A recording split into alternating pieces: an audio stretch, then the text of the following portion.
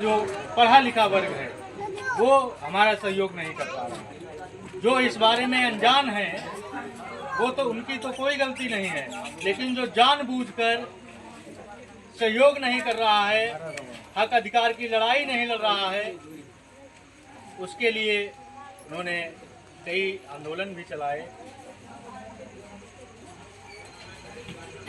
बाबा साहब जिनके पास 32 डिग्रियां थी, 9 भाषाओं का ज्ञान था, 22 वर्ष की उम्र से ही विदेश में एमए की इस अन्याय और अत्याचार से लड़ना है, शोषण से लड़ना है, तो हमको अपने बच्चों को हर हाल में शिक्षित करना होगा, क्योंकि शिक्षा वो हथियार है जिसके बल पर हम समाज में परिवर्तन ला सकते हैं।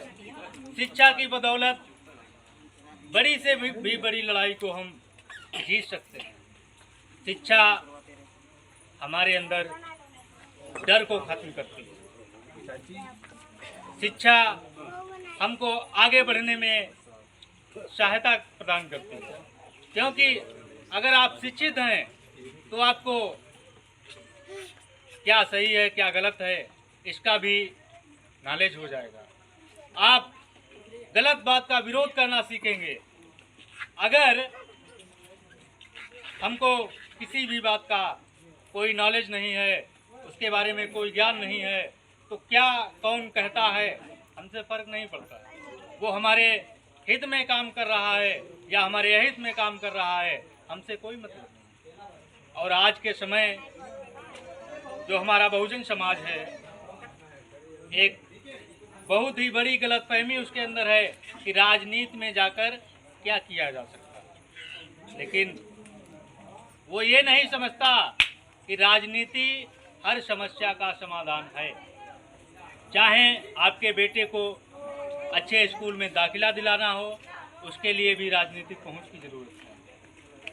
अगर नौकरी पानी है तो उसके लिए भी राजनीतिक पहुंच की जरूरत है।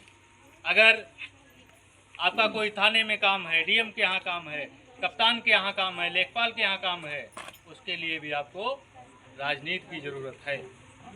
और इसके लिए कुछ और नहीं ज़रूरत होता है, सिर्फ एक वोट की पावर हमारा और हमारे बच्चों का भविष्य बदल सकता है। बाबा साहब ने यही कहा था कि आज मैं जिस संविधान के माध्यम से आप लोगों को वोट का अधिकार देकर जा रहा हूँ, भविष्य में जब हमारा समाज जागरूक होगा तो वो इसकी पावर को समझेगा।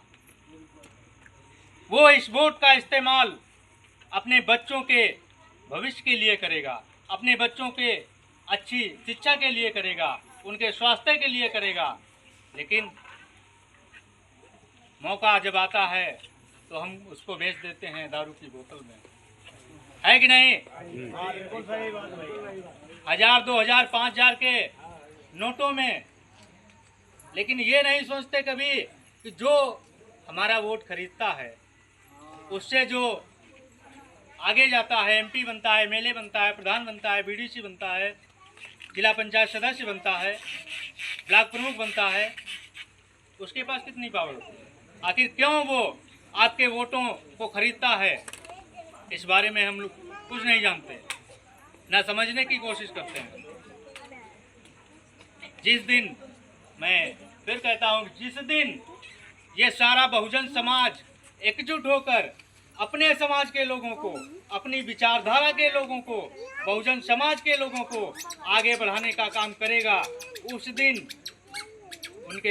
हमारे बच्चों को अच्छी शिक्षा भी मिलेगी, उनको नौकरी भी मिलेगी, हर क्षेत्र में भागीदारी होगी, चाहे वो राजनीतिक हो, आर्थिक हो, सामाजिक हो, कोई भी क्षेत्र हो। लेकिन ये हम सबको मिलकर और जागरूक होकर करना।